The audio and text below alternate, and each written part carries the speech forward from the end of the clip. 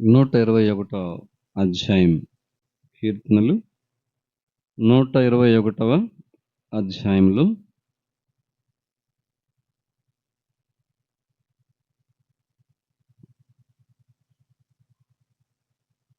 4వ వచనము,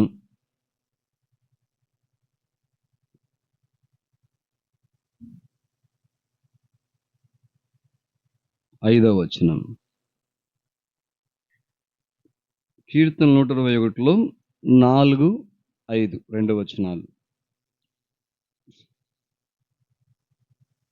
ఇశ్రాయేలును కాపాడువాడు కునుకడు నిద్రపోడు, యెహోవాయే నిన్ను కాపాడువాడు, నీ కుడి ప్రక్కన యెహోవా నీకు నీడగా ఉండును. కీర్తన గ్రంథంలో 121 అధ్యాయంలో ఇది యాత్రా కీర్తన. ఏ కీర్తన? యాత్ర అంటే ఏంటి? యాత్ర అంటే ఊళ్ళ ప్రయాణమా? తీర్థయాత్రలనే? ఊళ్ళ ప్రయాణం అని కాదు, తీర్థయాత్రలని కాదు. ఇక్కడ యాత్రా కీర్తన అంటే కీర్తనాకారుడు వ్రాశాడు. దేనికి యాత్రా కీర్తన అంటే అనుదిన జీవితంలో కొనసాగుతున్నటువంటి దేవుని యొక్క అనుభవాలు కలిగి దావీదు కీర్తనలు రాశాడు. కొన్నిటికి కీర్తనలు యాత్రా కీర్తనని పెట్టాడు. యాత్రలో ఒడిదుడుకులు, కష్టాలు, ఇరుకులు, ఇబ్బందులు వచ్చినప్పుడు మరి దేవుణ్ణి తలుసుకుంటూ, దేవుని బలాన్ని పుంజుకుంటూ, దేవునిని తెలుసుకున్న దాన్ని ఇంకా దేవుని గురించి మాట్లాడుతూ ఉంటే, ఇంకా దేవుని యొక్క విషయాలు ఇంకా బయలుపరుస్తూ, మరి దేవుడు ఆ విధంగా నడిపించే అనుభవము కలిగి ఉన్న భక్తుని యొక్క కీర్తన. ఏమని అన్నాడు భక్తుడంటే, ఈ కీర్తనలు 121 4 వచనంలో, ఇశ్రాయేలును కాపాడువాడు కునుకడు నిద్రపోడు. అంటే ఇశ్రాయేలును కాపాడువాడంటే యేసు క్రీస్తు ప్రభు వారి యొక్క రక్తధారల క్రిందకు వచ్చిన దేవుని ఇశ్రాయేలు అనబడిన మనల్ని కూడా కాపాడువాడంటే, ఈ లోకంలో మనం ఉన్నాం, మనకు కాపుదల అవసరం. కాపాడువాడు ఏమి కాడు? కునుకడు నిద్రపోడు. అట్లా కునికిపాడు ప్రభువుకు రాదు, నిద్ర పోడు. మనకెంత ప్రొటెక్షన్ చూడండి, దేవుని యొక్క మరి భద్రత ఎట్లా ఉందో గమనించండి. కునుకడు నిద్రపోడు, మనల్ని కాపాడే దేవుడు. యెహోవాయే 5వ వచనం చూస్తే, యెహోవాయే నిన్ను కాపాడువాడు.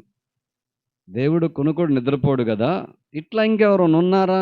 బంధువులు లేకపోతే ఉన్న ఇంట్లో వాళ్ళు అంటే, యెహోవాయే నిన్ను కాపాడువాడు, నీ కుడి ప్రక్కను యెహోవా నీకు నీడగా ఉండును. అది నీ కుడి ప్రక్కన ఎప్పుడు ఎట్లా ఉంటాడు దేవుడు? నీడగా ఉంటాడు. అంటే దీని అంతటిని బట్టి దేవుడు మనకు తోడుగా ఉంటాడు. కునుకడు నిద్రపోడు. కష్టం వచ్చిందని, బాధ వచ్చిందని నిరుత్సాహపడకూడదు, కృంగకూడదు, గొణగకూడదు, సొనగకూడదని మనకు అర్థమవుతుంది.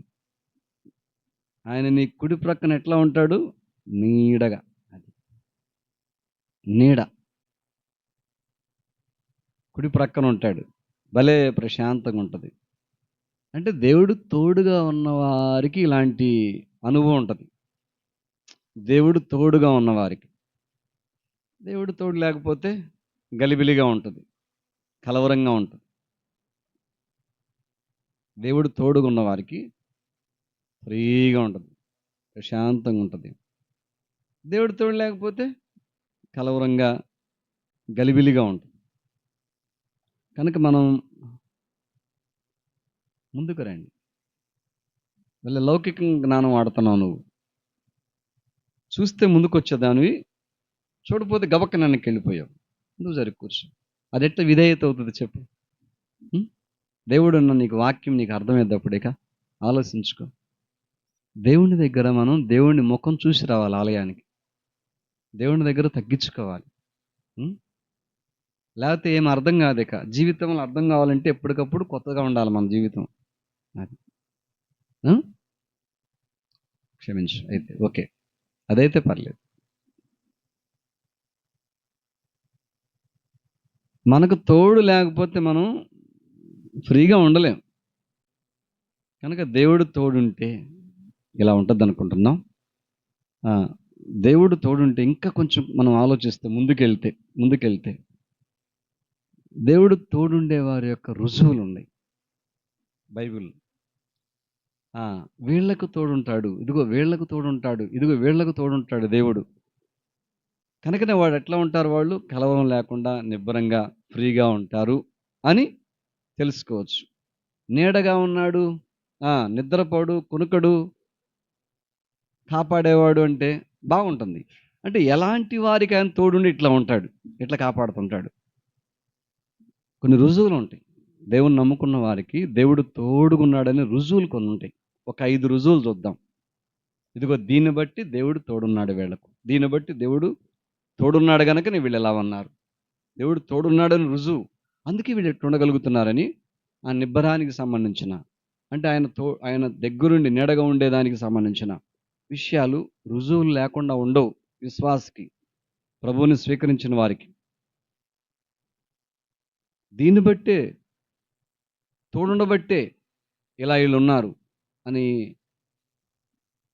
మనం తెలుసుకునే 5 విషయాలు. ఆదికాండము 39వ అధ్యాయం చూడండి ఒకసారి. ఆదికాండము 39వ అధ్యాయం చూద్దాం.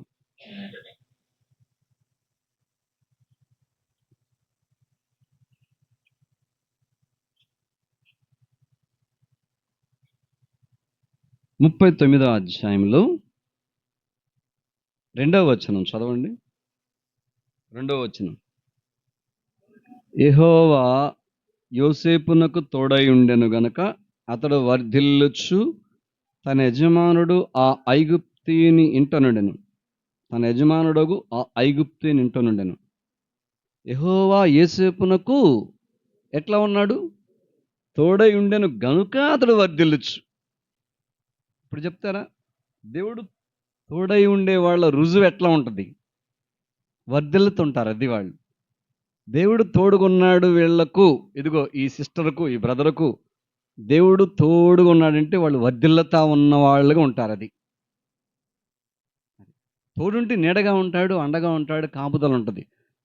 ఏంటి ఏంటి ఈ ప్రార్థనకి వెళ్ళాము, దేవుడు తోడు రుజువేంటి, ఈ అబ్బాయికి ఈ అమ్మాయికి ఏంటి దేవుడు తోడున్నాడని రుజువేంటి అని ఎవరన్నా అన్యులన్నా కానీ, సంఘాల్లో వాళ్ళకి కనపడాలన్నా కానీ, ఎవరికైనా కానీ కనపడాలన్నా కానీ వాళ్ళు వర్ధిల్లుతూ ఉంటారు. అది మొదటి రుజువు. వర్ధిల్లుతారు. దేంట్లో, ఆస్తిలో వర్ధిల్లకపోయినా దాన్ని ప్రప్రదంగా తీసుకోకూడదు అసలు. ఆస్తిలో వర్ధిల్లొచ్చు, వర్ధిల్లకపోవచ్చు. ఈ భూలోకం వాటిని ఆధారం చేసుకొని, ఇదిగో నేను దేవుడు తోడున్నాడు రుజువు, నేను వర్ధిల్లానని చెప్పటం కొంతకాలం చెప్తావు. అది తాత్కాలికమైనటువంటి ఆశీర్వాదం. అది ఉండొచ్చు, ఉండకపోవచ్చు. అనుకూలత ప్రతికూలత రావచ్చు. నువ్వు దాన్నే బేస్ చేసుకుని నువ్వు వర్ధిల్లానన్నావు అంటే, ఒక్కొక్కసారి పరీక్ష, ఇప్పుడు ఏబు లాంటి పరీక్ష వచ్చింది అనుకో, అంటే ఏబంత పరీక్ష కాకపోయినా ఏబు వంటి పరీక్ష, అప్పుడు ఏం చెప్పాలా, నేను వర్ధిల్లానని చెప్పలేవు కదా. అప్పుడు దాన్ని ఆధారం చేసుకుంటే, అందుకే నేను ఈ ఆస్తి నాకు వచ్చింది అంటానికి, మరి ఇప్పుడు ఆస్తి పోయింది ఏంటి, వర్ధిల్లానన్నావుగా అంటారు. అందుకే మనం భౌతిక విషయాన్ని బేస్ చేసుకోకూడదు. వర్ధిల్లని విషయం అది ఉంటుంది, ఉంటే అనుభవించు, లేకపోతే ఊరుకో. అది ఉండొచ్చు, ఉండకపోవచ్చు. అది కాదు వర్ధిల్లటం అంటే. దేంట్లో వర్ధిల్లటం, ఆత్మలో వర్ధిల్లటం. సహజంగా సేవకులు, సంఘము ఆత్మీయంగా వర్ధిల్లాలని ప్రార్థన చేస్తారు విశ్వాసుల కోసం. భౌతికంగా కూడా వర్ధిల్లాలని ప్రార్థన చేస్తారు. చూడండి, ఆ ప్రార్థన మరి యోహాను చేస్తాడు. ఆ ప్రార్థన మనం వర్ధిల్లుతున్నామంటే దేవుడు మనకు తోడుగుంటాడు. ఆత్మలో వర్ధిల్లుతున్నామంటే మొదటి విషయం, దాని గురించి మాట్లాడుకుంటున్నాం. 3వ యోహాను పత్రిక, యోహాను రాసిన 3వ పత్రిక చూడండి ఒకసారి. ఆది కాండాన్ని కొంచెం అట్లా పట్టుకొని ఉంచండి. యోహాను పత్రిక తీసారా, 3వ యోహాను, దాంట్లో ఒక అధ్యాయమే 2వ వచనం చదవండి. 2వ వచనం. దేవుడు తోడై ఉన్నటువంటి వ్యక్తిత్వం. అంటున్నాడు ఈ యోహాన ఆ భక్తుడిని, ప్రియుడా నీ ఆత్మ వర్ధిల్లుచున్న ప్రకారం. అంటే వర్ధిల్లాడంటే ఎవరు తోడున్నారు అతనికి? ఇక్కడ ఏసేపు సంగతి చూసినా దేవుడు తోడున్నాడు. అది దేవుడు తోడున్నాడు అంటే వాళ్ళు వర్ధిల్లుతారు. దేంట్లో ఇక్కడ వర్ధిల్లాడని ఉంది? ఆత్మ. నీ ఆత్మ వర్ధిల్లుచున్న ప్రకారం నీవు అన్ని విషయములలో వర్ధిల్లుచు సౌఖ్యముగా ఉండవలనని ప్రార్థించున్నాను. చూసావా, నువ్వు ఆత్మ వర్ధిల్లుతున్నావు. అదే టైంలో అన్ని విషయములు ఏం కావాలి నువ్వు? అది ఆత్మ వర్ధిల్లటం అనే దాంట్లో ప్రతి విషయంలో వెళ్ళిపోతుంటారు ముందుకి. ఎట్లా ఆత్మలో వర్ధిల్లుతారు? సత్యాన్ని బట్టి, యథార్థతను బట్టి వర్ధిల్లుతారు. సత్యము మనల్ని ఏం చేసేది? స్వతంత్రులుగా చేసేది. స్వతంత్రులు కాని వాళ్ళని ఏమంటారంటే చెరలో ఉన్నవాళ్ళు అంటారు. చెరలో ఉన్నటువంటి వాళ్ళు ఎప్పుడు వర్ధిల్లరు. స్వతంత్రంగా ఉన్న వాళ్ళే దేవుళ్ళు వర్ధిల్లుతారు. ఆ స్వతంత్రత సత్యాన్ని బట్టి వచ్చింది. చూడండి అక్కడ ఏంటి, తన వర్ధిల్లతకు ఒక రుజువు ఉంది అక్కడ. దేవుడు తోడున్నాడని రుజువు ఏంటంటే వర్ధిల్లుతున్నాడు. ఆ వర్ధిల్లతానికి ఒక రుజువైంది ఇంకా అక్కడ ఉంది. చూడండి 3వ వచనం చదవండి. యోహాను రాసిన 3వ పత్రిక 3వ వచనం. నీవు సత్యమును అనుసరించి నడుచుకొనుచున్నావు గనుక సహోదరులు వచ్చి నీ సత్య ప్రవర్తనను గురించి సాక్ష్యము చెప్పగా విని బహుగా సంతోషించితిని. అంటే ఆత్మ వర్ధిల్లే వ్యక్తి, ఆత్మలో వర్ధిల్లే వ్యక్తి సత్యం పలుకుతాడు. సత్యం పలుకుతుంటే ఈ పలికే వ్యక్తి వర్ధిల్లినట్లు ఆత్మలో ఆ సత్యం వినేవాళ్ళకు కూడా అది సంతోషంగా ఉంటుంది. నువ్వు సత్యంలో ముందుకెళ్తున్నావు, సత్య ప్రవర్తన చూస్తున్నాను, నీ గురించి చెప్పారు, విన్నాను, నాకు సంతోషంగా ఉందన్నాడు. ఎట్లా సంతోషం అంటే బహుగా సంతోషించుతిని. సత్యాన్ని బట్టి నడుచుకుంటున్నాడు, సత్యాన్ని బట్టి పోతున్నాడు, సత్యం బట్టి మాట్లాడుతున్నాడు అంటే బహుగా వర్ధిల్లుతారు వాళ్ళు. బహుగా సంతోషం ఉందంటే ఆత్మలో వర్ధిల్లే వాళ్ళు సత్యంలో పోతుంటారు వాళ్ళు. ఇక సత్యానికి మళ్ళీ ఇంకో పదం ఏంటి? అసత్యమా? సత్యానికి ఇంకో మాట ఏంటి? నానార్థాలు. ఇంకొక అర్థం ఏంటి? నిజం. మంచిది. ఇంకా ఇంకా ఇంకేంటి? యథార్థత. అంటే సత్యమే ఉన్నదన్నట్లుగా. ఇవన్నీ ఒక భాగం, ఒక లిస్ట్ అన్నమాట. నానార్థాలు. సత్యము, నిజము, యథార్థత కదా. ఈ యథార్థత, ఈ సత్యం వర్ధిల్ల చేసింది. వీరికి తోడుంటాడు. దేవుడు తోడున్నాడని రుజువులు లేకుండా ఉండదు. అంటే చెప్పొచ్చు వీళ్ళు వర్ధిల్లుతున్నారు, వీళ్ళ ఆత్మలో వర్ధిల్లుతున్నారని. సత్యమే అట్లా చేస్తుంది, యథార్థత అట్లా చేస్తుంది. అవునంటారా కాదంటారా? సామెతల్లో కూడా ఉంది. 14:11 చూడండి ఒకసారి. సామెతలు 14:11కి రండి.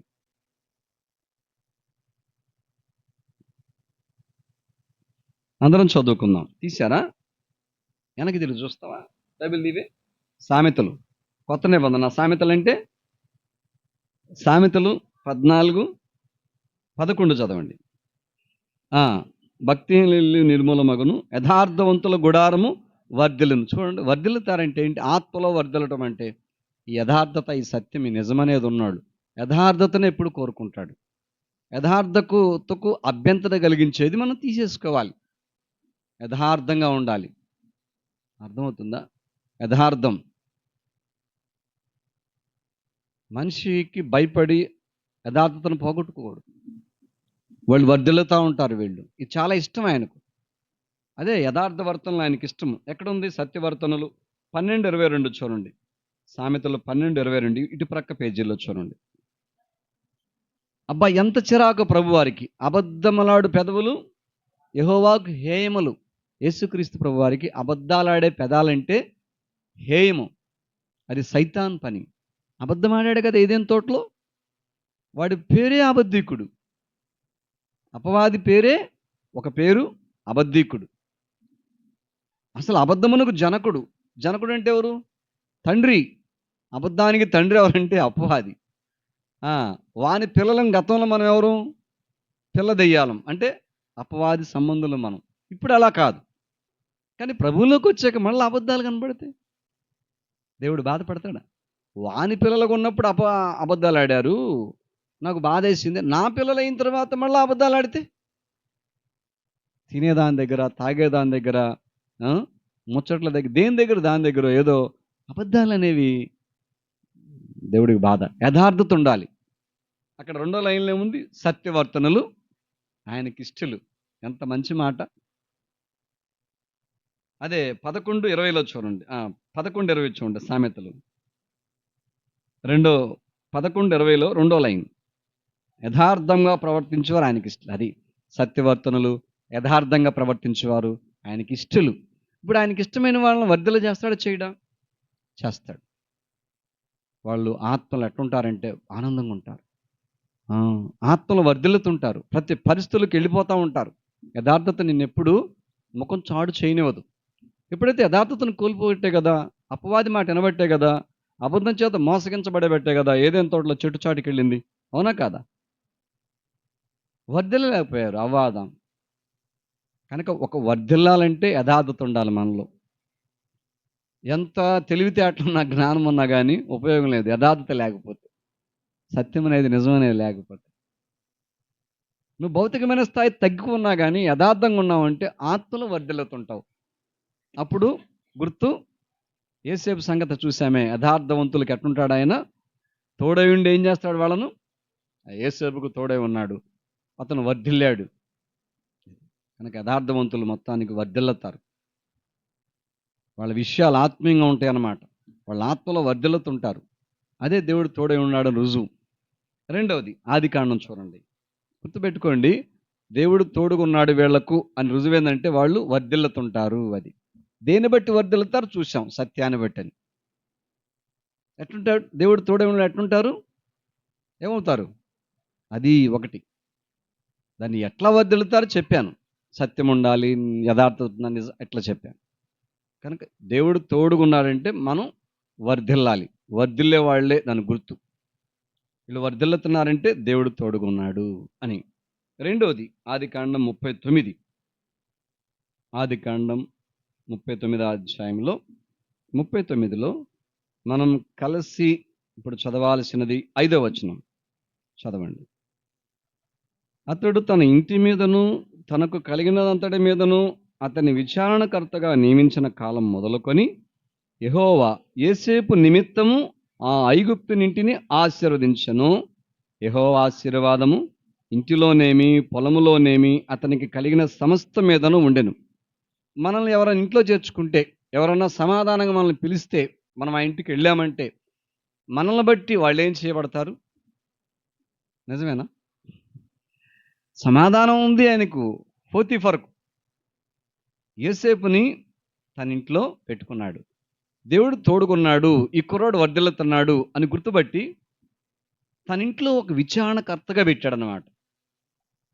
అంటే యోసేపు ఇంట్లో ఉంటే ఆ పోతీఫరు ఇంట్లో వాళ్ళు, ఆ ఇంట్లో ఏమవుతుంది? ఇంట్లో సంపద ఏమవుతుంది? ఆశ్రయించబడుతుంది. ఇంటి పరిస్థితులు మారిపోతున్నాయి. విచారణకర్తగా పెట్టేసేసాడు అనమాట. ఎవరి నిమిత్తం అన్నాడు? యోసేపు నిమిత్తం. పోతీఫర్ ఇంటి వారిని ఏం చేశాడు? ఆశ్రయించాడు. ఇంటిలోనేమి పొలములోనేమి. అంటే ఇంట్లో పొలములో యోసేపు ఉన్నాడు ఆ ప్రాంతం అంటే యోసేపు ఉన్న చోట ఆశీర్వాదం ఉంది. అవునా కాదా?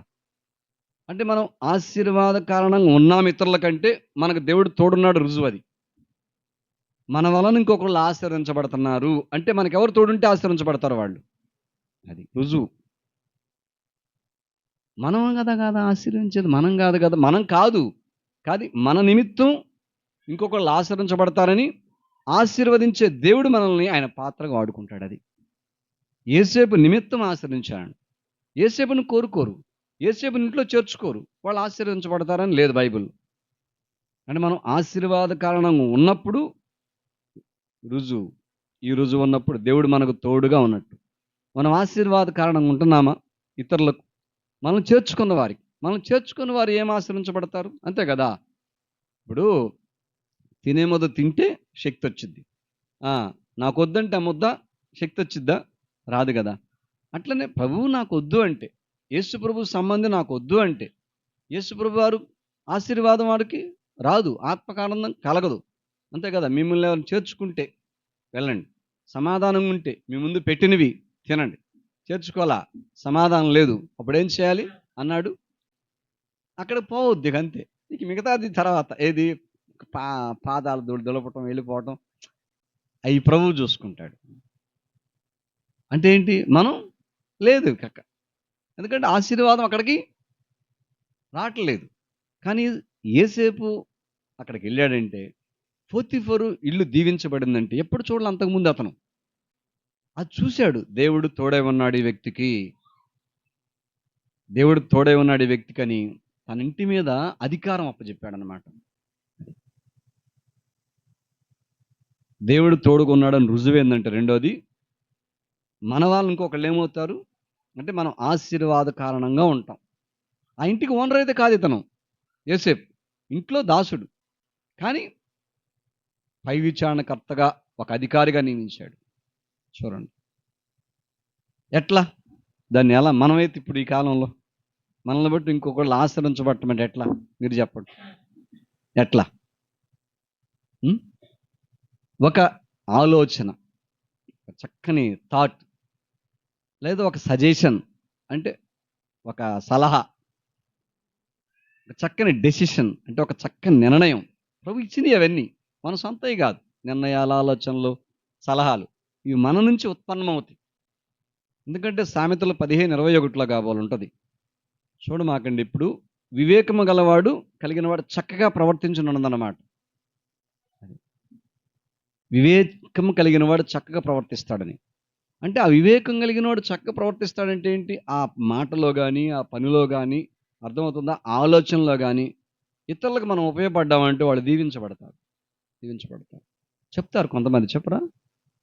ఒకరోజు ఈ అన్న ఈ మాట చెప్పాడు, నేను అది చేశాను, నాకు చక్కటి సహాయం జరిగింది, దేవుడు ఆయన ద్వారా నాకు సహాయం చేశాడు, నన్ను దీవించాడు అంటారు అనరా? అదే మరి ఆశీర్వాద కారణంగా ఉంటామంటే దేవుడు చెప్పమంది, దేవుడు ఆలోచించమంది, దేవుడు చేయమంది, ఇతరుల పట్ల మనం ఎలాంటి వేరే ఆలోచన లేకుండా ఆశీర్వాద కారణంగా మనం ఉన్నామని రుజువు ఏంటంటే అది మనం చేస్తాం, వాళ్ళకు ఆశీర్వించబడతారు. నువ్వు చెప్పే చిన్న సలహా ఒక్కొక్కళ్ళు చాలా పై స్థాయికి వెళ్తారు. నువ్వు భౌతికంగా ఆ స్థాయి ఉండొచ్చు, అబ్బాయి ఇలా చేసుకో ఇలా ఉంటే బైబిల్ ప్రకారం ఇది ఇలా ఉంటే నీకు బాగుంటుందని చెప్పాను, చేసేసారు, బాగుంది వాళ్ళకు. ఆ రోజు మోషే అని చెప్పాడు, ఆ రోజు ఇస్సావు చెప్పాడు, అందుకే నేను ఇట్లా ఉన్నాను. ఎవరు చెప్పారండి? ఆయనకి వాళ్ళకి ఎవరు చెప్పారు? దేవుడు చెప్పాడు కనుక ఆశీర్వాద కారణంగా వాళ్ళ మాట, వాళ్ళ పని ఉందన్నమాట అక్కడ ఆలోచన. ఓహో, వీళ్ళకి ఎవరు తోడున్నారు? దేవుడు తోడున్నాడని రుజువు. ఇతరులకు మనం ఆశీర్వాద కారణంగా ఉన్నప్పుడు దేవుడు మనకు తోడున్నాడని రుజువు కనపడుతుంది. పౌలు అంటాడు కొరింథీ పత్రికలో, కాదు క్షమించండి, అపోస్తల కార్యం 20 అంటాడు, ఏమంటాడు? ప్రయోజనకరమైనది ఏది నేను దాచుకోలేదు, మీకు చెప్పానంటాడు. ప్రయోజనకరమైన దాచుకోలేదంటే ఏంటి? చెప్పటం వల్ల వాళ్ళకి ఏమైంది అక్కడ అని అర్థం. ప్రయోజనకరం వాళ్ళకి దాచుకోలేదు, అది ఆయన ప్రయోజనమే. కానీ ఆ ప్రయోజనకరమైనది వాళ్ళకి చెప్పాలని దేవుడు చెప్పించాడు. ప్రయోజనకరం అంటే ఆశీర్వాదమే కదా. పౌలు కూడా ఆశీర్వాద కారణంగా ఉన్నాడు అనమాట. భక్తులు అసలు విశ్వాసం అంటేనే ఇతరులకు ఎట్లా ఉండాలి, మనం సమాధానంగా నమ్మిన వారు, చేర్చుకున్న వారికి మనం ఆశీర్వాద కారణంగా ఉండాలి. ఆశీర్వాదాలు పొందుకునే విధంగా కూడా మనం వారికి ఆ అనుభవాన్ని మనం కూడా మనం చూపించాలి. ఆశీర్వాద కారణంగా ఉన్నారు. ఒక మాటే కావచ్చు, ఒక ప్రవర్తనే కావచ్చు, ఒక పనే కావచ్చు. అట్లాంటి వాడు యేసేపు అనమాట అక్కడ చూస్తే. కనుక యేసేపుకు దేవుడు తోడున్నాడు అంటే అతను వర్ధిల్లాడు కనుక తోడై ఉన్నాడు అని రుజువు అక్కడ కనపడుతుంది. ఆత్మలో వర్ధిల్లాడు, నిజం. మీరు వర్ధిల్లాడు కనుకనే తీసుకొచ్చుకొని ఇంట్లో పెట్టుకున్నాడు, ఇంట్లో పై విచారణ కట్ట చేశాడంటే దాని అర్థమైంది వర్ధిల్లాడు భౌతికమైన ఆలోచన అయితే ఆయనకి నాస్తి ఉంది అక్కడ ఉందా యేసేపుకి? మరి వర్ధిల్లాడని ఎట్లా కనుక్కున్నాడు పోతీఫరు అతను చూసి? లేదా వర్ధిల్లాడని ఎందుకు రాశాడు పరిశుద్ధాత్ముడు? ఏం సంపాదించుకున్నాడు పోతీఫరు ఇంట్లో ఉండి? మరి వర్ధిల్లాడనే మాట ఎందుకు వచ్చింది అంటే వర్ధిల్లటం భౌతిక సంబంధం ఇవిగా పెట్టుకోకూడదు, అది శాశ్వతం కాదు. అంతే కదా, వర్ధిల్లాడని ఉంది యేసేపు. మీరు ఆలోచించారా? వర్ధిల్లాడంటే మరి ఇంకో పోతీఫరు ఇంటి ఎదురు ఒక డాబా కట్టుకోవాలి కదా ఆయన, దాంట్లో వర్ధిల్లింది. డబ్బు దాచిపెట్టుకున్నాడు ఆయన అక్కడ? కాదు, ఆత్మలో వర్ధిల్లాడు. అది మనం ఎప్పుడు ఆత్మలో వర్ధిల్లుతున్నామంటే ఇతరులకు కనిపెడతారు అప్పుడు మనల్ని, ఇతనికి దేవుడు తోడుకున్నాడు. రెండోది, ఇతరులకు ఆశీర్వాద కారణంగా ఉన్నామంటే మనకెవరు తోడున్నారని అర్థం, రెండోది. మూడోది, దేవుడు మనకు తోడున్నాడని రుజువు ఏంటి? మూడో రుజువు చూడండి, అక్కడే 39వ అధ్యాయం 39లో 9వ వచనం చదవండి. 39 ఆదికాండం 9వ వచనం. నీవు అతని భార్యవైనందున నిన్ను తప్ప మరి దేనిని నాకు అప్పగింపక ఉండలేదు. కాబట్టి నేనిట్లు ఇంత ఘోరమైన దుష్కార్యము చేసి దేవునికి విరోధముగా పాపము కట్టుకొందునని తన యజమానుని భార్యతో అనెను. అర్థమవుతుందా? అన్నాడు అన్నట్లే ఉన్నాడు అనమాట. దేవుడు యోసేపుకు తోడై ఉన్నాడు. రుజువేందంటే తను పవిత్రమైన జీవితం కలిగినాడు. అది ఎవరు పవిత్రంగా ఉంటారో, పవిత్రంగా ఉంటామని కోరుకుంటారో వారికి దేవుడు ఉంటాడు. మీరు గమనించండి, అక్కడ పవిత్రంగా ఉంచునాయన అంటం వేరు, పవిత్రంగా ఉండాలని కోరుకోవటం వేరు. నన్ను పరలోకం కావాలి ప్రభువా, నాకు పరలోకం కావాలి ప్రభువా, నాకు పరలోకం కావాలి కనుక నన్ను పవిత్రపరచు అనేదానికి పవిత్రతను కోరుకునేదానికి తేడా ఉంటుంది అన్నమాట. నేను పరలోకం కొరకు పవిత్రతను కోరుకున్నా కానీ అసలు పవిత్రతలో ఉన్నటువంటి దేవుని ఆనందాన్ని తెలుసుకోకుండా పవిత్రపరచు అంటాం కాదు. పవిత్రతను కోరుకోవాలి పవిత్రంగా ఉండటం అంటే. అట్లాంటి వాడు యేసేపు. పవిత్రంగా ఉంచంటం వేరు, పవిత్రతను కోరుకొని పవిత్రంగా ఉంచంటం వేరు. అంటాం మనం, అట్లా అనగలగాలి. నన్ను పవిత్రతకు ఉంచయ్యా, నేను బలహీనం ఉండలేనయ్యా బలహీనమైన దాన్ని ఉంచయ్యా, నా కోరిక అయ్యది. ఆ మాట అంటే ఎంత బాగుంటుంది. అమ్మో పవిత్రపరచు, నరకం వచ్చిద్దేమో, మళ్ళీ పరలోకం పోయిద్దేమో అని, అయ్యో తప్పు అయిపోయింది, పవిత్రం అని పద్దాక అంటాం మనం. ఇక అప్పుడు పవిత్రతనే ఒక కోరికగా పెట్టుకోవాలి మనం. అది ఆయన కోరిక, అవునా కాదా? ఏమన్నాడు? నేను పరిశుద్ధుడినై ఉన్న ప్రకారం, నేను పరిశుద్ధుడిని గనక మీరును. అది అంటే ఆయన్ని చూసుకొని మనం చూపిస్తున్నాడు. ఆయన కోరిక అది. మీరు పరిశుద్ధంగా ఉండండి అంటలా, నేను పరిశుద్ధుడిని గనక మీరును అంటే ఎంత మాట అసలు అది. అంటే నా లైన్లో ఉన్నవాళ్ళు ఎంత అర్హత అది ఆ మాట. నేను పరిశుద్ధుడును గనక మీరును పరిశుద్ధులుగా ఉండాలి. అంటే పవిత్రపరచబడిన వారిని మళ్ళా అంటున్నాడు. లేవియా కాండంలో అనేక సార్లు కనపడుతుంటుంది ఆ మాట. పేతురు అన్నాడు మళ్ళీ పేతురు పత్రికలో, దేవుడు చెప్పాడని. మీరు పరిశుద్ధుడు అంటలా దేవుడు, నేను పరిశుద్ధుడు కనుక మీరును. దేవుడి కోరిక మన కోరిక ఇది. మనం కోరిక కలిగి ఉండాలి పవిత్రతను. కనుకనే మరలా వచ్చింది శోధన. ఆ కోరిక నెరవేర్చాడు కనుక దేవుడు యోసేపులో తప్పు చేయలేదు. మాటికి శోధిస్తుందా. ఆ పోతీఫరు భార్య తల్లి లాంటిది, ఇంట్లో పనిచేస్తున్నాడు కదా, మంచి నమ్మకస్తుడు కదా, కుమారుల్లో చూసుకోలేకపోయింది. అపవాది సంబంధం అయిపోయింది. పోతీఫరు భార్య యజమానురాలు ఎవరికి? యోసేపుకి. అన్నాడు, ఇంట్లో నిన్ను తప్ప నాకు పోతీఫరు ఓనరు యజమానుడు అన్ని అప్పచెప్పాడు, నిన్ను నాకు అప్పచెప్పలేదు. నేను ఎట్లా ఇంత ఘోర దుష్కార్యం, ఇంత పాపం నేను ఎట్లా చేస్తాను, నేను చేయను అంటున్నాడు. ఆ మాట అంటున్నాడు. చూడండి, అన్నాడు. అతని కోరిక అది. ఏ కోరికలు తీరిపోయినా ఏం కాదు, గుర్తుపెట్టుకో. నీ శరీర కోరికలు, తినే కోరికలు, కట్టే కోరికలు, ధరించే కోరికలు, ఆయిళ్ళు ఈళ్ళు కాని కోరికలు తీరిపోయినా ఏం కాదు. మనం చెబుతుంటారు, నేను బాగా ప్రార్థన చేసుకున్నాను, ప్రభు నా కోరిక తీర్చాడు, అడిగానన్నా ఇచ్చేశాడు, అడిగానక్క ఇచ్చేశాడా, బాగుంది. ఈ కోరిక ఇప్పుడు నేను కోరామా? నేను పవిత్రంగా ఉండాలన్న కోరిక ఉందయ్యా నాకు. పవిత్రపరచబడ్డావుగా అనడు దేవుడు. సంఘము కొరకు తను తాను అప్పగించుకున్నాడు. ఒక పాపంలోని ప్రజ కోసమే కాదు. ఎంత బాగుంటుంది ఆ మాట. యేసుక్రీస్తు ప్రభు రక్తం గురించి, ఆయన అర్పించుకున్న విషయం గురించి ఎఫెసీ రాసిన పత్రికలో తెలుసా, 5వ అధ్యాయంలో తన్ను తాను అర్పించుకుంది పాపం నుంచి విడిపించబడటానికి కాదు, సంఘము కొరకు కూడా అన్నాడు అనమాట అక్కడ. అంటే ఏంటి? సంఘానికి ఇంకా కొత్తదనం, ఇంకా నూతనత్వం. ఫిలిప్పీ రాసిన పత్రికలు ఉంటుంది అనమాట, 3 చివర్లో ఉంటుంది తెలుసా. 3 చివర్లో ఏముంది? ఫిలిప్పీ రాసిన పత్రిక తెలిసిన వినండి. సమస్తమును తనకు లోబర్చుకొనజాలిన శక్తిని బట్టి మన దీన శరీరమును మహిమగల శరీరముగా మార్చగలిగినటువంటి శక్తిమంతుడని ఉంటుంది అన్నమాట. మార్చగలిగిన వాడని చెప్పేసి అంటే దీన శరీరం నుంచి మహిమగల శరీరముగా రావాలి. తన శరీరంగా అంటే సమరూపము కలిగిన దానిగా, ఆయన శరీరానికి సమరూపం కలిగిన దానిగా, మహిమగల శరీరంగా. అంటే ఎన్నెన్ని నొక్కులు నొక్కాలి మనల్ని భూమి మీద ఆయన. అంటే ఏంటి? చూపుని, వినికిడిని, మరి నోటిని ఎన్ని నొక్కుతూ ఉండాలి మనల్ని. ఆయన ఆ రూపంలో మార్చుకుంటాడు. రక్షించబడ్డాం. సంఘాన్ని కొరకు అట్లా అర్పించుకున్నాడు దేవుడు. అంటే పవిత్రంగా ఉండాలి.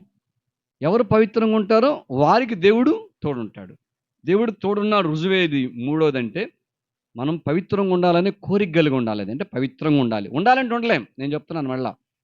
ఆ కోరిక మనకు ఉండాలి. ఎందుకు? ఆయన గుప్పిలు విప్పి ప్రతి జీవి కోరిక తీరుస్తాడు. మనకు ఆయన గుప్పిట్లో ఉండయి. ఏం కోరిక కావాలో కోరంటే మనము అయ్యో అయ్యో ఏం కావాలంటే అదిగా తపన పడవసరం లేదు. నీ పోలికగా నన్ను మార్చు. నా కోరిక, నా చూపు కానీ, మాట కానీ, వినికిడి కానీ, నా తలంపు కానీ అంతా నా కోరిక ప్రభువా. నీకులాగా చూడాలి, నేను నీకులాగా మాట్లాడాలి, నీకులాగా వినాలి. పవిత్రమైన జీవితం. పవిత్రతకు భంగం కలిగించే తీసేసుకోవడం అంటారు దాన్ని. తర్వాత అలాంటి కోరిక కలిగినోడు కాకపోతే ఆ మాటతో అంత గట్టిగా చెప్పాడు కదా, స్ట్రాంగ్ వార్నింగ్ ఇచ్చాడు కదా ఆమెకు, ఆ పెద్దావిడకు. కానీ మళ్ళా మాట్లాడుతుంది అన్నమాట. స్ట్రాంగ్ వార్నింగ్ ఇచ్చినా మాట్లాడుతుంది పోతీఫర్ భార్య.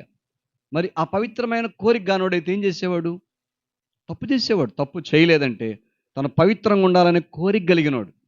ఎన్నెన్నో కోరికలు నెరవేర్చిపోవచ్చు మన కుటుంబంలో, ఇతరత్ర విషయాలు. కానీ పవిత్రంగా ఉండాలనే కోరిక మంచి కోరిక అది. చూడండి తర్వాత ఆ కోరిక గల్లోడు కనుకనే కదా 39 ఆదికాండంలో ఇప్పుడు 10వ వచనం చదవండి. గట్టి వార్నింగ్ ఇచ్చాడు కదా ఆమెకు. నేను ఎట్లా చేస్తాను? ఇట్లా చేయకూడదు, ఇది దేవునికి విరోధంగా అన్నాడు. ఆ కోరిక పవిత్రత కోరిక కలిగినోడు కాకపోతే ఆ పని మరి చేసేవాడు తప్పు చేయలేదు. మళ్ళీ శోధన వచ్చింది. చూడండి 10వ వచనం ఆదికాండం 39 చదవండి. దినదినము ఆమె యోసేపుతో మాట్లాడుచుండి. సిగ్గులేదు, ఏం లేదు ఆమెకు, సిగ్గులేదు, బుద్ధి లేదు. ఎవరికి? ఆమెను తిడతలా నేను. సిగ్గులేదు, బుద్ధి లేదు ఎవరికి? ఆ యోసేపు ద్వారా సువార్త బయటకు వస్తుంది. పాపాన్ని చచ్చిపోయాడు, పెళ్లిగానోడే, కుర్రోడు. యేసుప్రభువుని చూపిస్తున్నాడు అక్కడ క్లియర్గా. ఆమె అనురాలు, లోకస్తురాలు, పాప సంబంధి. ఆ ఇంట్లో ఒక పరిశుద్ధమైన జీవితం జీవించేవాడు ఉన్నాడు. ఆయనకు చర్చి లేదు తెలుసా, ఒక సంఘం లేదు. నిజం, సంఘం ఉంది అక్కడ. ఎట్లా బతకగలిగాడు? దేవుని బట్టి. చెప్పేవాళ్ళు లేరు. ఐగుప్తు, అది ఈజిప్ట్ దేశం. అది ఆయన హెబ్రీడు, వాళ్ళు ఈజిప్ట్, ఐగుప్తీలు వాళ్ళు. ఆ భాష వేరు, ఈ భాష వేరు. భాష అంటే ఎట్టొకటి నేర్చుకుంటూ వచ్చింది, అది వేరే విషయం. ఒక్కడే. అన్నలు దూరంగా ఉన్నారు, తన తర్వాత పుట్టిన తమ్ముడు దూరంగా ఉన్నాడు, తండ్రి దూరంగా ఉన్నాడు. చూడు, వాళ్లకు అమ్ముడు పోయిన అంటే అమ్ముకున్నారు అతన్ని. అన్నలు ఇష్మాయిల్కి అమ్ముకుంటే ఇష్మాయిలను పోతీఫర్కి అమ్ముకున్నారు. ఆ ఇంట్లో ఉన్న కూటికి పేదే కానీ, అంటే సందర్భాన్ని బట్టి ఉదాహరించి మాట్లాడుతున్నా, తినలేక కాదని. అక్కడ అతను వచ్చినప్పుడు సంగతి, కూటికి పేదే కానీ దేనికి పేద కాదు, పరిశుద్ధతకు మాత్రం పేదోడు కాదు. ఎవరైనా భౌతిక బంధత్వాన్ని దూరం అయ్యాడు కానీ దేవుని పవిత్రతకు దగ్గరే అయ్యాడనమాట నాటికి. చూడు, ఆ మాట అన్నాడా? అన్నప్పుడు కొంచెం భయం వేద్దాముకు. భయం ఉంటేనే కదా, దేవుడు అంటే ఇష్టం ఉంటేనే కదా. ఆమెకు దేవుడితో పని లేదు. యుగ సంబంధమైన దేవత మన్నోన్నతరాలకు ఏం చేసింది? పోతీఫర్ భార్యకు గుడ్డితనం, కామాంధురాలుగా ఉందన్నమాట. ఇక ఆమె అదే ఇక అట్లానే చెప్తుంది. కానీ పోతీఫరు భార్య ముందు ఎలా ఉండాలో, ఒక ఉద్యోగస్తుడు ఆ ఇంట్లో, వాళ్ళ ఆయన చెప్తుంటే అంతా చూసుకున్నాడు, వ్యవహారికత అంతా, చాలా పనులు బిజీగా ఉంటాడు. మరి ఎట్లా? గట్టిగా చెప్పేశాడు. చెప్పినా కానీ ఏం చేస్తుందంటే 10లో దినదినము ఆమె యోసేపుతో మాట్లాడుచుండెను, కానీ అతడు ఆమెతో సైనించుటకైనను ఆమెతో నుండుటకైనను ఆమె మాట విన్నవాడు కాడు.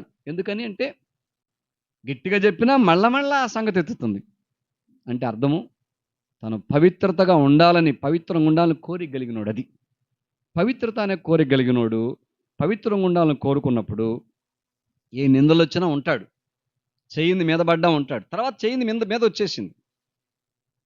కంప్లైంట్ ఇచ్చింది, తప్పుడు కంప్లైంట్ ఇచ్చింది. చెరసాలకి వెళ్ళాడు. అయినా సరే పవిత్రతకు మాత్రం భంగం కలిగించే తనలో లేదు. దేవుడికి ఏది హేయమో తనకు కూడా అది హేయం. మనం అట్లా ఉండాలి.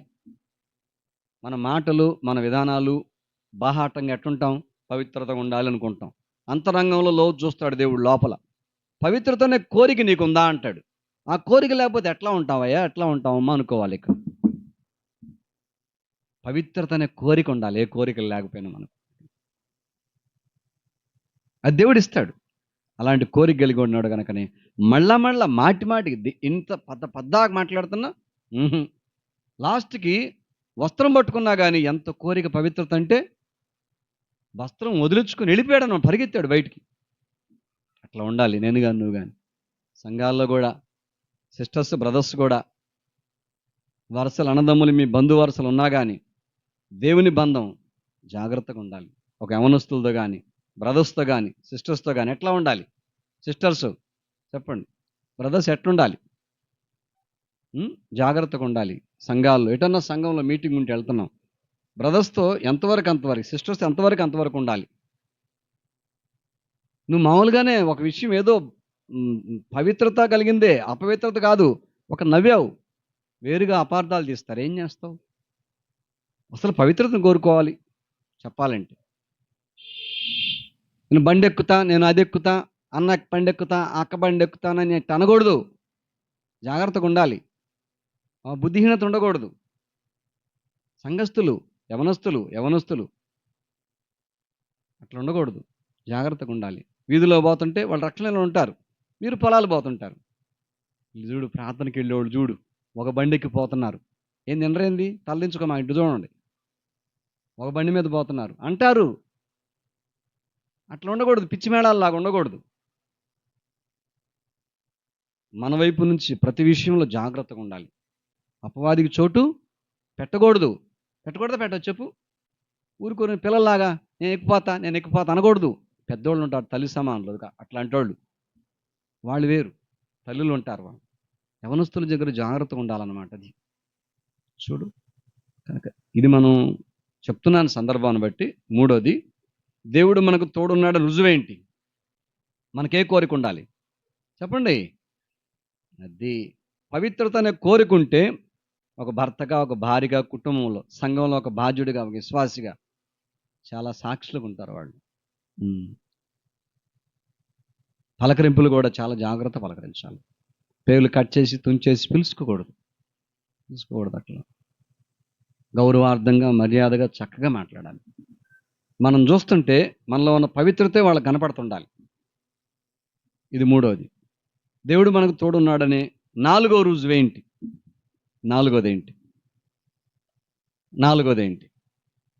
ఆదికాండం 26వ అధ్యాయం చూడండి. ఆదికాండం 26వ అధ్యాయం గుర్తుపెట్టుకోండి. ఇవి అప్పుడే అంటారు దేవుడు తోడున్నాడు ఈ వ్యక్తికి, ఈ సిస్టర్కి, బ్రదర్కి అని మన గురించి మాట్లాడతారు. 26 ఆదికాండం 26, 23, 24 కలిసి ఉంటాయి, చదవండి. అక్కడ నుండి అతడు బెయేర్షెబాకు వెళ్ళెను.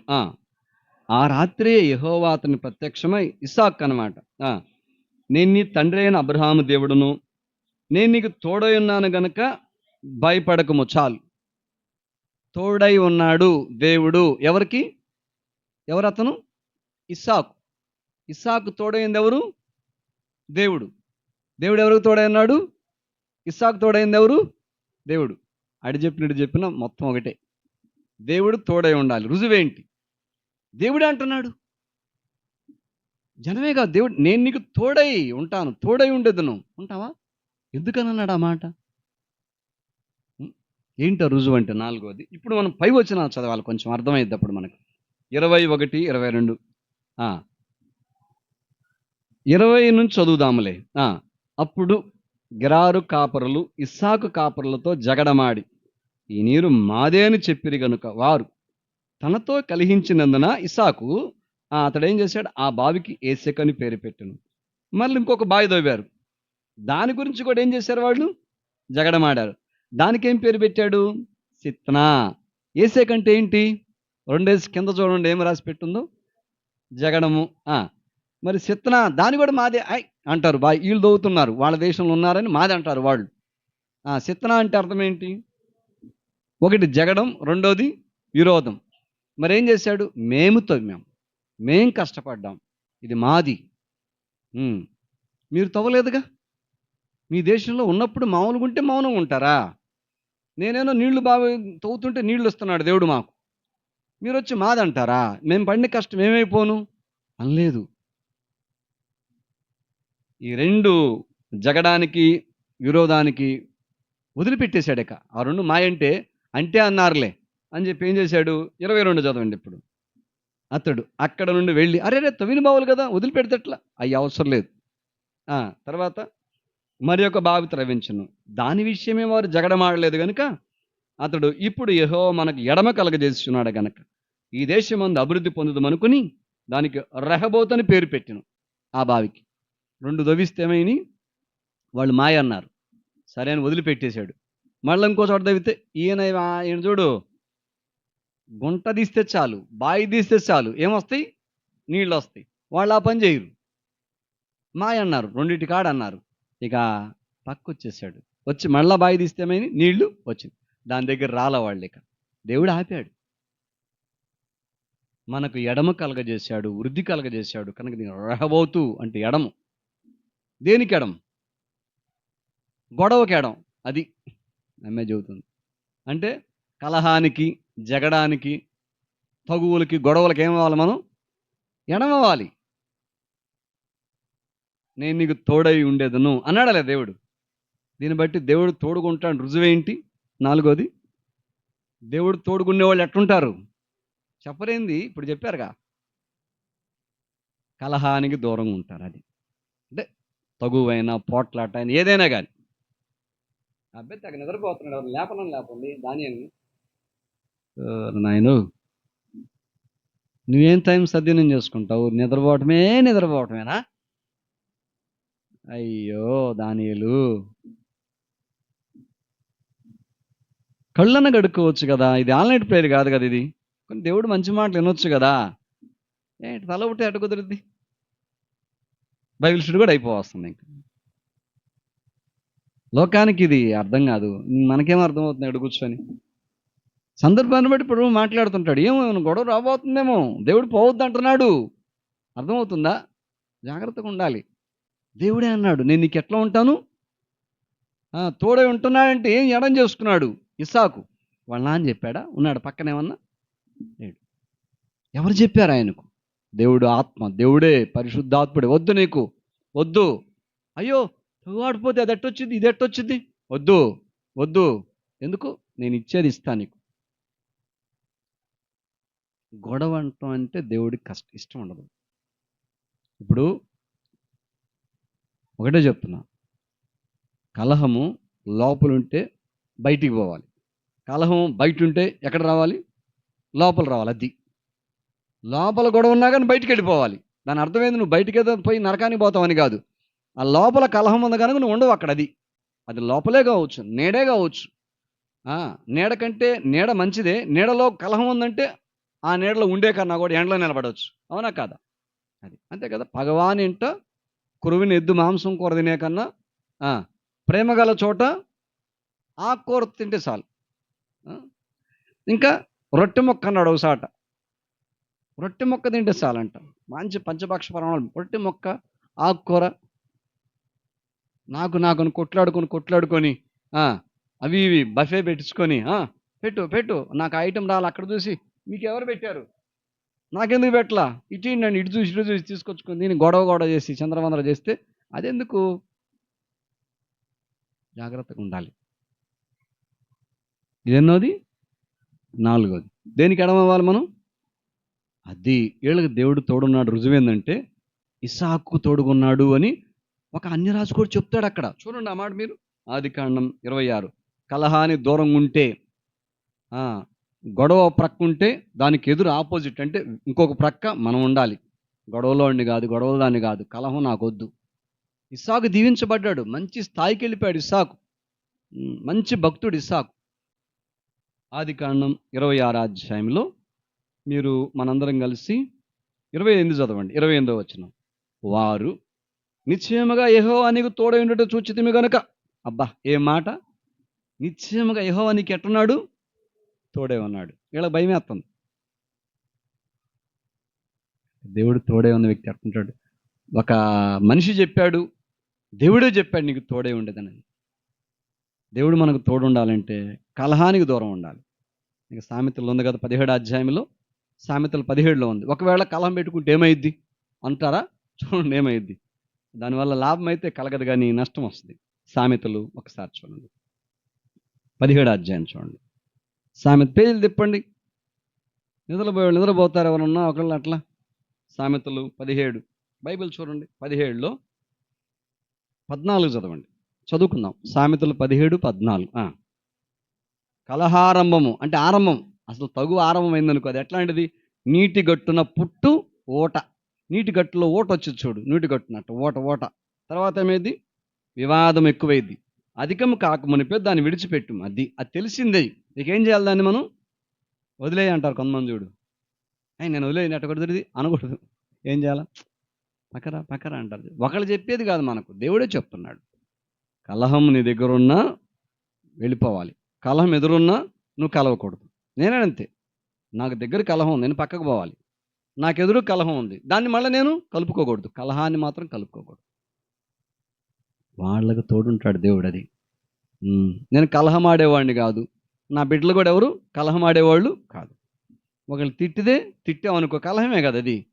ఒకళ్ళు 10 దెబ్బలు కొట్టి ఒక్క దెబ్బ అయినా కొట్టాల్సిందంటే అది కలహం కిందే. యేసు వారు ఏం చేశారు? శిలువలో మౌనం వహించలా, ప్రాణం పెట్టలా. మాటకు మాట అంటే కలహమే కదా. అంటే జాగ్రత్తగా ఉండాలి. అర్థం చేసుకోవడానికి ఇల్లు, భార్య, భర్త, పిల్ల, కుటుంబం కాదు, లోకం. ఇంట్లో లోకం ఉన్నా తప్పదు.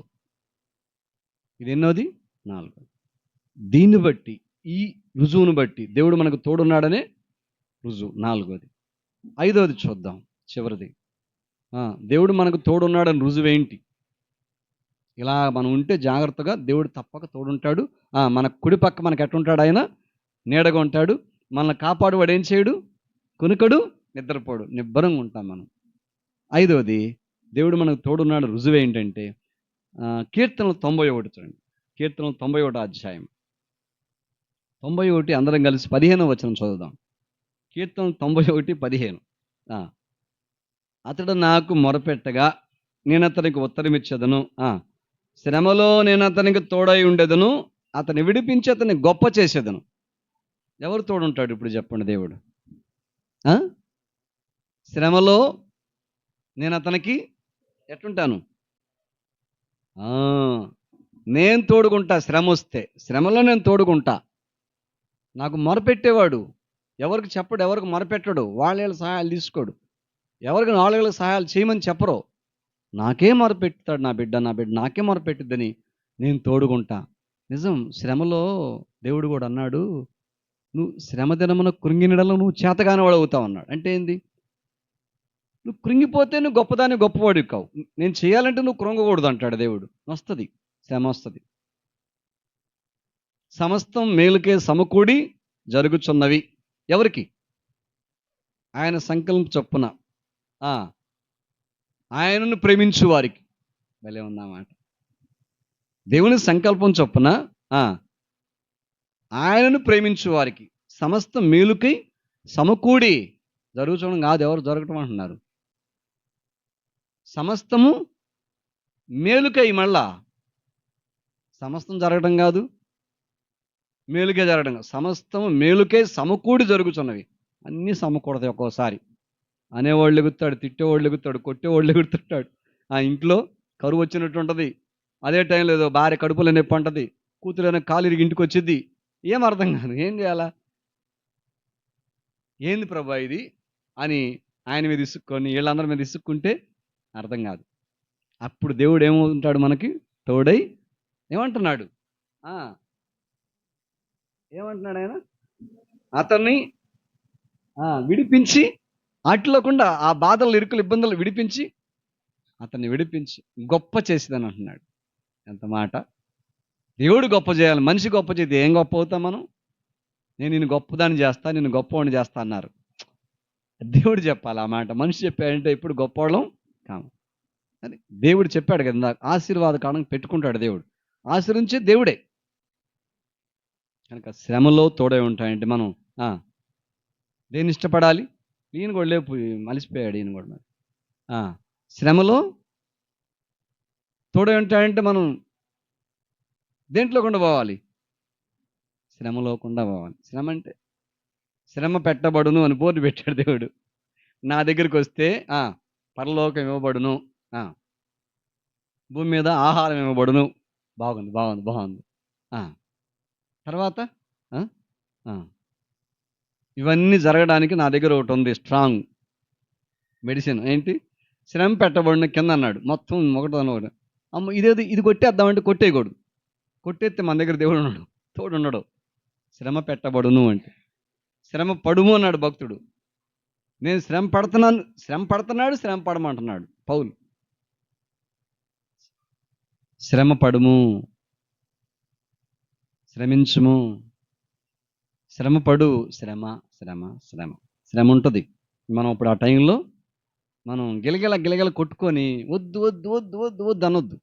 ఇంజక్షన్ చేసే పిల్లలు కనుక ఇష్టం లేకుండా ఈయన ఏడుస్తారు చూడు, వద్దు వద్దు వద్దు వద్దని.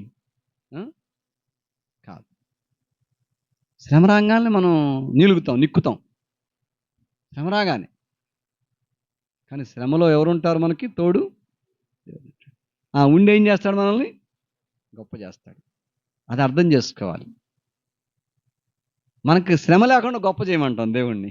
అలా విచిత్రంగా ఉంటుంది మన కోరికలో. ఏం చేస్తాం? ఈ శ్రమ తీసేసి ఏం చేస్తావు? నన్ను గొప్ప చేయి. అబ్బో, మనం చెప్పినట్టు చేస్తాడు దేవుడు. శ్రమ పడ్డప్పుడే మనం దేవుని గొప్పతనం, దేవుని మంచితనం, దేవుని త్యాగము, దేవుని అన్ని విషయాలు, మంచి మంచి విషయాలు అర్థమవుతాయి. అట్ట అనుకుంటాం, అప్పుడు గొప్ప చేస్తాడు.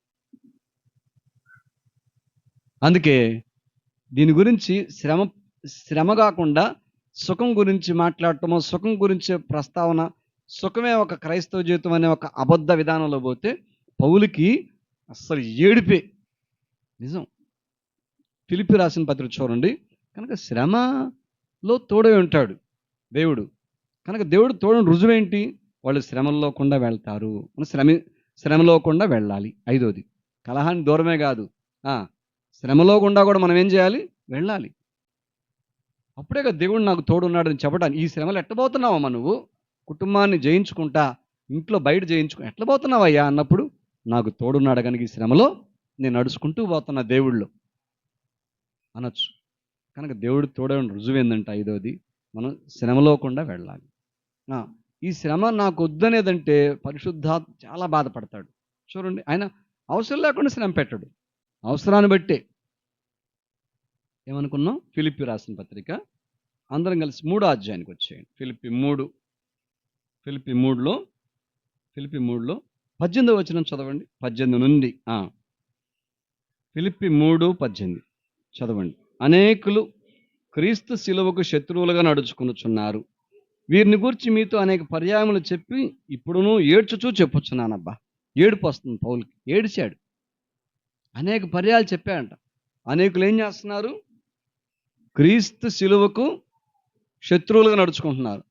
క్రీస్తు శిలువకు శత్రువులు ఏంటి మోతి చెప్పు సుధాకర్ అన్న. శిలువకు శత్రువులు ఏంటి చెప్పు. శిలువకు శత్రువులు ఏమంటే ఎవరు? లేపు, అబ్బాయిని లేపుతుండు. శిలువకు శత్రువులు అంటే ఏంటి? నాతో మాట్లాడయ్యా అని వచ్చి కూర్చొని ప్రార్థన చేసుకుంటే దేవుడు నిద్ర రానివ్వకుండా చేస్తాడు. మనం ఏం చేసుకుంటాం? లేకపోతే పెదాల మీద అంటే నేను నిద్ర వచ్చేసింది. నువ్వు అడిగావు కదా, వినిపిస్తాను చెవుల్లో, కొంచెం నిద్రపోకుండా అని ఆయన చూసుకుంటాడు. నిద్ర రాకుండా చూడయ్యా అని కూడా చెప్పడం తప్పేం కాదు. శిలువకు శత్రువు అంటే ఏంటి? శిలువ అంటే ఏంటి? శ్రమే కదా. శ్రమకు శత్రువు అంటే ఏంటి? సుఖం. సుఖపడు, కానీ శిలువ లేకుండా సుఖపడ్డామంటే దేవుని శత్రువు అవుతారు వాళ్ళు. నిజం. శిలువ లేకుండా సుఖము దేవునికి శత్రుత్వం. అది ఎంతమంది శత్రువులు ఉన్నారు? నేను పేర్లు పెట్టిన బెరాకాలో, ప్రపంచంలో, సంఘాల్లో. శిలువ లేకుండా సుఖం అంటే దేవునికి శత్రువులు వాళ్ళు. శిలువతో సుఖం వేరు. శ్రమ తర్వాత ఏమన్నాడు? గొప్ప చేస్తానన్నాడు కదా. సుఖం ఇస్తాడు. అంటే సిలువ వద్దు కానీ, శ్రమ వద్దు కానీ, నాకు సుఖమేగా. ఎంతమంది శత్రువుల గుండి ప్రార్థన చేస్తున్నాడు దీన్ని బట్టి. కోడిక రమ్మంటే, కోడికలు రమ్మంటే ఆదివారం వాక్యం విన్నారు, స్తుతి కోడికలు ఉన్నారు. మళ్ళీ వాళ్ళు గురువారం, మంగళవారం గడిచిపోయింది, గురువారం ఆ కోడిక రావడం కుదరట్లే. బిజీ అంత వర్కలు, బిజీ వర్కలు. ఏంది వర్కలు? దేవుడికి పోతే ఏం చేస్తావు? వర్క్ లోపల ఉంటే పెట్టుకోకూడదు, సంకుచితం తీసేసుకోవాలి. నీ ఆత్మక్షేమం కలిగించింది ఏది పెట్టుకోకూడదు లోపల. శ్రమ వద్దు, డబ్బులు బాగా రావాలి, పని చేస్తుంటే బాగా డెవలప్ అయిపోవాలి. శ్రమ వద్దు, నొప్పులొద్దు, అప్పులొద్దు, ఏమొద్దు, అంత సుఖమే. అయ్యో అనకుండానే అట్లా చేసినట్టు అవుతుంది. సిలువకు శత్రువు అంటే ఏంటి?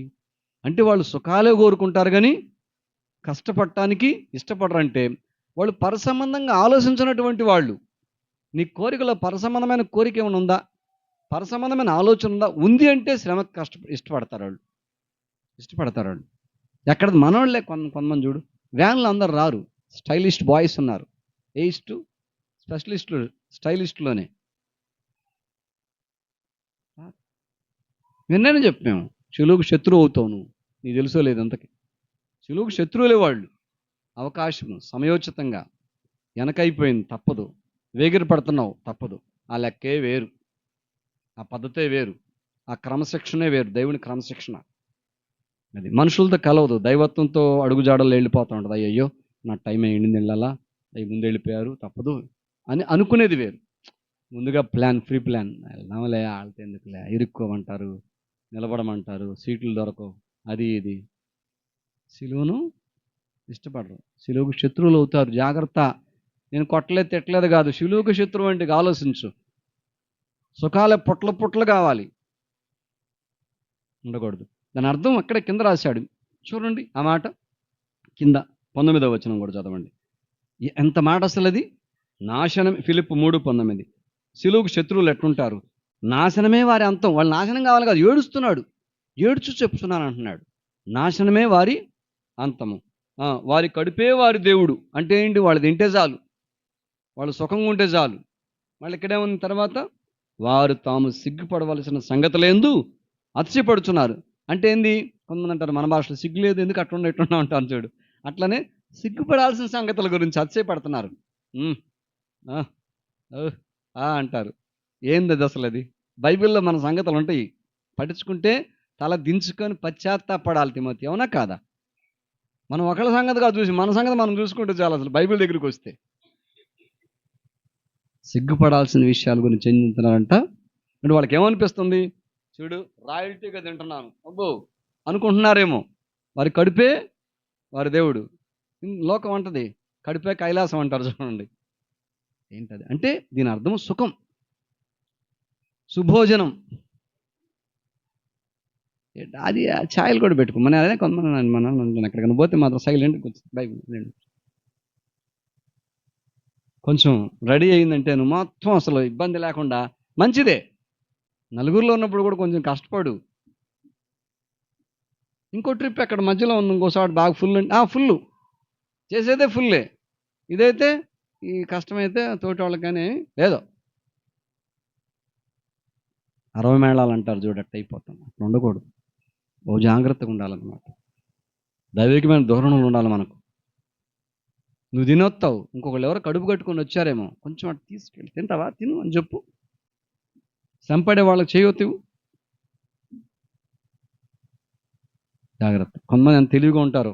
ఏంది ఏమన్నా, ఏం తిన్నావా ఏమో ఎట్లున్నాడు ఎదుటి మనిషి, ఏం చేస్తున్నాడు అనుకుంటారేమో వాడు. పాపం వాళ్ళ అనుభవాలు, మంచి మంచి అనుభవాలు. మన బయట పడకుండా ఎంతమంది ఆ సిలువను అనుభవం వాళ్ళని ఎంకరేజ్ చేస్తా, వాళ్ళ సపోర్ట్ ఉంటా, ఎంత ఆనందం గడుపుతుంటారు.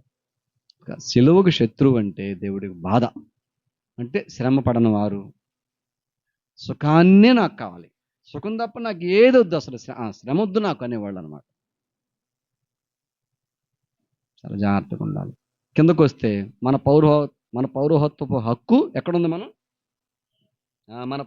క్షమించండి, మన పౌరస్థితి పరలోకం ముందున్నది. చూడు, ఎక్కడ ఆలోచన చేస్తున్నాం? అంత చీఫ్గా ఆలోచనలు చేయకూడదు అనమాట. అవసరమైతే దేవుడు ప్రార్థన చేయి కాదంటలా, కానీ సిలువుకు శత్రువుగా ఉన్న మాకు సుఖమే సుఖం, సుఖమే సుఖం. ఏ చిన్న కష్టమైనా, నీకు వచ్చిన సిలువ అయినా, నీ సిలువ నువ్వే మోసుకోకపోతే ఎవరు మోస్తారు? నా సిలువ నేను మోసుకోకపోతే ఎవరు మోస్తారు? 5 విషయాలు. కనుక శ్రమ పడే వారికి దేవుడు తోడుండా అంటే, దేవుడు తోడు రుజువు ఏంటంటే, శ్రమలోకుండా మనము వెళ్ళాలి. నేను వెళ్ళాలి, నువ్వు వెళ్ళాలి. భూమి దున్నకుండా ఇత్తనం పెట్టేస్తారు అసలు. అమ్మమ్మమ్మమ్మమ్మ, గడ్డ పగిలిపోతుంది. భూమి గడ్డ అంటే అటు కుదిరిద్ది, ఇత్తనం పడదు లోపల, ఫలితం కనపడుద్దా? శ్రమానుభవం మంచికే. శ్రమలో కుండా వెళ్ళాలి, శ్రమపరచబడాలి. వారికి దేవుడు తోడై ఉంటాడు. కనుక దేవుడు తోడై ఉంటాడనే ఒక 5 రుజువులు చెప్పండి. మొదట, వర్ధిల్లుతారు వాళ్ళు, ఆత్మలో వర్ధిల్లుతూ ఉంటారు. అంటే ఎట్లానో చెప్పాములే, యథార్థంగా ఉండాలని, లేకపోతే వర్ధిల్లరు. రెండోది, దేవుడు తోడున్నాడు అంటే ఏంటి రుజువు? ఇతరులకు మనం ఎట్లుండాలి? కోరుకున్న వారికి, అడిగిన వారికి, చేర్చుకున్న వారికి. మనం అడుగు పెట్టామంటే అడుగుపెట్టి ప్రతి స్థలం మీదగునన్నాడు. వాళ్ళు బాగుంటారు, మంచిగా ఉండాలి. ఆశీర్వాద కారణంగా ఉంటే మనం దేవుడు తోడై ఉన్నట్టు. మూడోది, పవిత్రంగా ఉండాలంటే ఉంటామా మనం? ఉండాలంటే ఎవరు చెబుతాం మనం? ఆ కోరిక మనకు ఉండాలి. పవిత్రంగా ఉండాలనే కోరిక ఉంటే దేవుడు మనకు, కోరిక మనకు ఉండాలి. ఏ విషయం దగ్గర అపవిత్రంగా ఉన్నావో, పవిత్రంగా ఉండాలి ప్రభా అని కోరిక ఉండాలి మనకు. పవిత్రత కలిగి ఉంటే దేవుడు తోడుంటాడు. నాలుగోది, చీటికి మాటి పద్ద కాలు కయ్యానికి కాలు దూతుంటే దేవుడు తోడు ఉంటాడా? నేను దానివాడిని కాదు, నువ్వే బాగుంటాడు. ఇప్పుడు దాకా నీ తోడు వచ్చాను కానీ నేను రాను, అసలు నా పేరే కలహం కాదు, నా పేరు సాత్వికం, నేను రాను అంటాడు. అప్పుడు ఒక్కడ పోయే వాళ్ళు ఓడిపోవాలి. దేవుని నామానికి అవమానం వచ్చింది. పోనడు, నేను రానంటాడు, బాధపడతాడు దేవుడు.